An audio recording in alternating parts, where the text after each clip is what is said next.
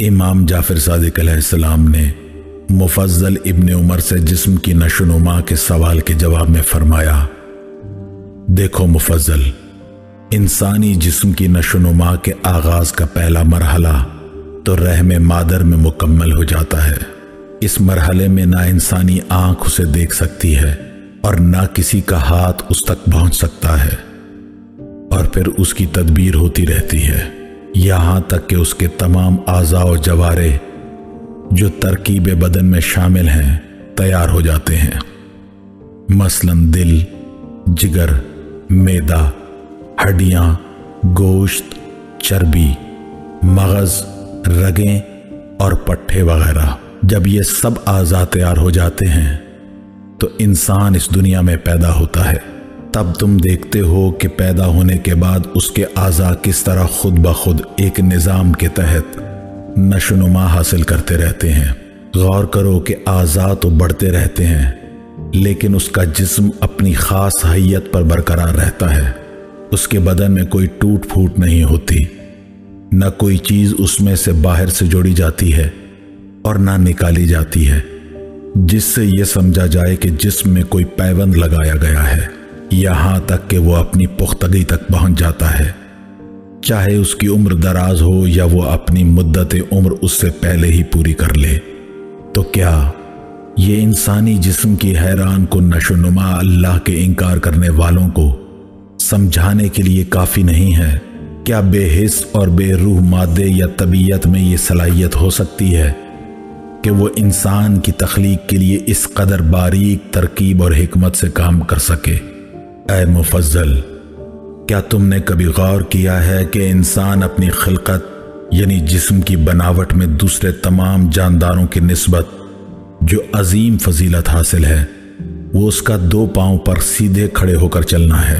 یہ صلاحیت دوسرے ذی حیات مثلا پرندوں، درندوں، چوپایوں اور دودھ پلانے والے جانداروں کو حاصل نہیں ہے۔ یہ ایک عظیم صلاحیت اللہ کا ایک عظیم احسان ہے جو پروردگار نے انسانوں پر کیا ہے، لیکن لوگ اس کی عظمت و اہمیت پر غور نہیں کرتے۔ اپنی اس منفرد صلاحیت کے سبب انسان سیدھا کھڑا ہو سکتا ہے اور اپنے دونوں ہاتھوں کی مدد سے ہزاروں طرح کے کام سر انجام دے سکتا ہے۔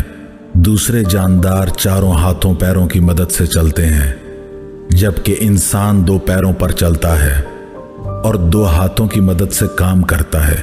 اگر انسان کو بھی دوسرے چوپایوں کی طرح روبہ زمین خلق کیا گیا ہوتا تو ہاتھوں سے کسی بھی قسم کا کام کرنا اس کے لیے ممکن نہ ہوتا۔ اے مفضل، اب ذرا ان حاسوں یعنی حواس پر غور کرو جو آدمی کے جسم میں پیدا کیے گئے ہیں اور ان کے ذریعے انسان کو عز و شرف عطا کیا گیا ہے۔ دوسرے جانداروں کو ان حاسوں کے سبب عز و شرف حاصل نہیں جو انسان کو حاصل ہوتا ہے۔ مثلا آنکھوں پر غور کرو کہ آنکھیں کس طرح جسم کے ایک خاص مقام پر بنائی گئی ہیں۔ دیکھو یہ آنکھیں جسم کے سب سے بلند اور مناسب مقام پر بنائی گئی ہیں اور سامنے کی طرف بنائی گئی ہیں، جس طرح چراغ دان میں چراغ رکھا ہوتا ہے تاکہ سامنے کی طرف موجود ہر چیز کو دیکھا جا سکے۔ یہ آنکھیں جسم کے نچلے حصے میں نہیں بنائی گئی۔ اگر یہ آنکھیں ہاتھوں میں ہوتیں یا انہیں پیروں کے اندر لگا دیا جاتا یا پھر سر کے اگلے حصے کے بجائے عقبی یا پچھلے حصے میں ہوتیں تو کیا ہوتا؟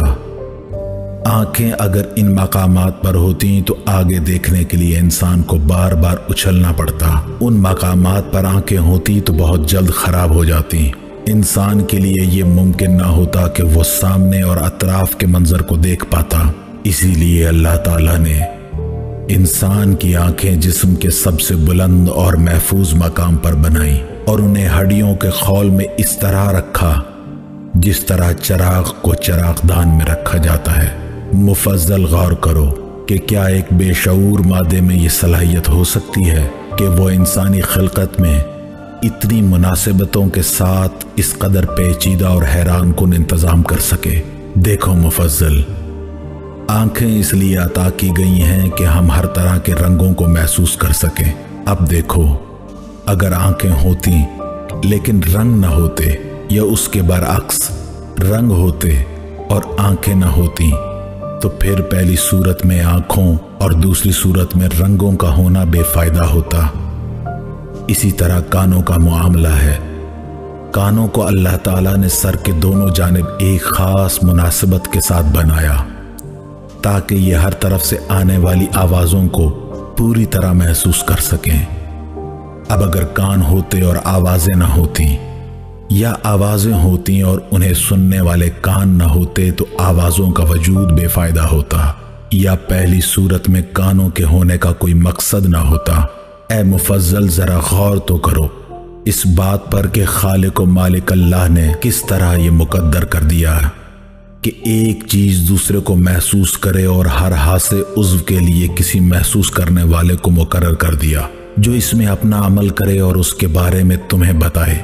ए मुफज्जल, ये बात भी काबिल तवज्जो है कि हासों और महसूस की जाने वाली चीज़ों के दरमियान अल्लाह ताला ने कुछ वास्ते करार दिए हैं, जैसे रोशनी और हवा। अगर रोशनी का वजूद ना होता तो आंखें किसी भी रंग को महसूस ना कर सकती, और अगर हवा ना होती जो आवाज़ों को कानों तक पहुंचाती है, तो कान किसी भी किस्म की आवाज़ सुनने से कासिर रहते हैं। इमाम ने फरमाया, ए मुफज्जल, अब ज़रा सोचो कि अगर किसी शख्स के पास कान जैसी नेमत मौजूद ना हो तो उसकी ज़िंदगी में किस कदर खलल और ख़राबी पैदा हो सकती है।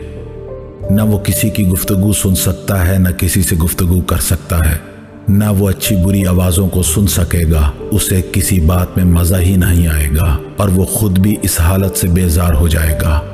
दूसरे लोग उससे गुफ्तगू करने में सख्त दुश्वारी महसूस करेंगे, हत्ता कि उससे चिढ़ जाएंगे। आखिरकार वो एक तरह की शदीद तन्हाई का शिकार हो जाएगा।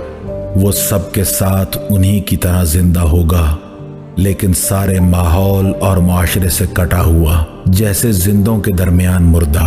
ए मुफज्जल, इब्तिदा में जो बातें मैंने तुम्हें हासों, आँख, कान, ज़बान वगैरह के बारे में बताई, उन पर दोबारा गौर करो। हवास किस तरह बनाए गए, उनके लिए अल्लाह ताला ने कौन से आज़ा मुकर्रर किए, किस तरह हकीम व खबीर ने इन हासों के लिए कुछ चीज़ें मसलन रोशनी, हवा, पानी को वास्ता करार दिया। इन चीज़ों के ज़रिए हमारे हासे और हवास काम करते हैं।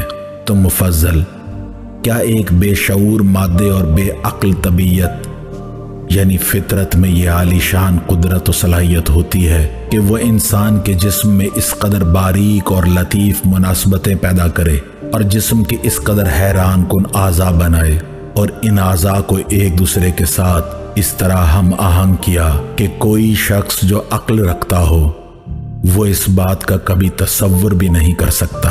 तुम सोचो कि क्या ये हैरान कुन इंसानी जिस्म, उसके आज़ा, उनकी नशोनुमा, फिर उन आज़ा की कारकर्दगी, उन आज़ा के दरमियान हम आहंगी, उनका बाहमी रब्त बग़ैर किसी खालिक व साने और एक आलिम व बाखबर ज़ात यानी अल्लाह ताला रब्बुल आलमीन के इल्म व इरादे और एक इंतहाई तयशुदा मंसूबे के बगैर पैदा हो गया। ऐ मुफज्जल, ज़रा गौर तो करो इस बात पर कि ये तमाम आज़ा व जवारिह और अक्ल और वो तमाम चीज़ें जो इंसानी वजूद के लिए ज़रूरी हैं, उनमें से कोई भी मौजूद ना होती तो इंसान की ज़िंदगी किस कदर तकलीफ दे होती। इमाम अलैहिस्सलाम ने फरमाया, मुफज्जल, क्या तुमने देखा कि आम इंसान के जिस्म में उसकी ज़रूरत की तमाम चीज़ें, आज़ा, सलाहियतें मौजूद हैं। कोई चीज़ या कोई सलाहियत मफकूद या गायब नहीं होती। तो क्या ये सब बातें इंसानी खलकत में बेइल्म व इरादा पैदा हो गई? यानी क्या एक बेशऊर मादा इनको खल्क कर सकता था? इसके बाद मुफज्जल बिन उमर ने इमाम से सवाल किया कि आका, ये फरमाइए कि ऐसा क्यों होता है कि बाज़ अफराद बाज़ आज़ा व जवारे से महरूम होते हैं और उनकी ज़िंदगी में वही मसाइल पैदा होते हैं जिनकी तरफ आपने इरशाद फरमाया है। इमाम अलैहिस्सलाम ने फरमाया, ए मुफज्जल सुनो, ये उस शख्स की तंबीह या इम्तिहान के लिए है जिसमें यह नक्स पाया जाए। उसके साथ साथ ऐसा कुछ दूसरे आम इंसानों की इबरत और नसीहत के लिए भी होता है, जैसे बादशाह हुक्मरान या हुकूमतें गलतियों की सजाएं मुकर्रर करते हैं और इन सजाओं को बुरा भी नहीं समझा जाता, बल्कि इन सजाओं की तारीफ की जाती है। उसके अलावा ये भी एक हकीकत है कि जिन लोगों में कोई नक्स जिस्मानी मौजूद हो, उस नक्स की वजह से उनकी ज़िंदगी सख्त मुश्किलात का शिकार हो जाए तो उन्हें मरने के बाद अल्लाह रब्बुल करीम इस कदर सवाब अता फरमाएगा कि इन आज़ा के ना होने से जो मुसीबतें दुनिया में उन पर पड़ी थी, आखिरत में उनके सवाब को देखकर वो उन्हें इंतहाई हकीर मालूम होंगी। यहाँ तक कि अगर उन्हें मरने के बाद दोबारा उन्हीं आजमाइशों से गुजरने का इख्तियार दिया जाए तो वो इस बात को बखुशी कबूल करेंगे ताकि ज्यादा से ज्यादा सवाब हासिल कर सकें। इमाम अलैहिस्सलाम ने फरमाया, अब अगर वो कहें कि अशियाए आलम में ऐसा क्यों होता है, बाज जानदार नाकिस और बाज बिल्कुल सही और सालिम पैदा होते हैं, तो ऐसे लोगों को ये जवाब दिया जाएगा कि ये इसलिए है कि इंसान समझ सके कि किसी चीज या जानदार का पैदा होना तबीयत के सबब नहीं, असल हकीकत यह है कि खालिक व हकीम के इरादे और उसकी तकदीर के मुताबिक ऐसा हुआ है। उसने फितरत को ऐसा बनाया है कि मामूलन तो एक तयशुदा कायदे और कानून पर अमल करे और कभी कभी इस कानून से हट भी जाए, ताकि इंसान समझ सकें कि ये तबीयत भी दरअसल किसी और ज़ात के तसर्रुफ में है और किसी चीज़ को वजूद में लाने के लिए खालिक हकीकी की कुदरत की मोहताज है।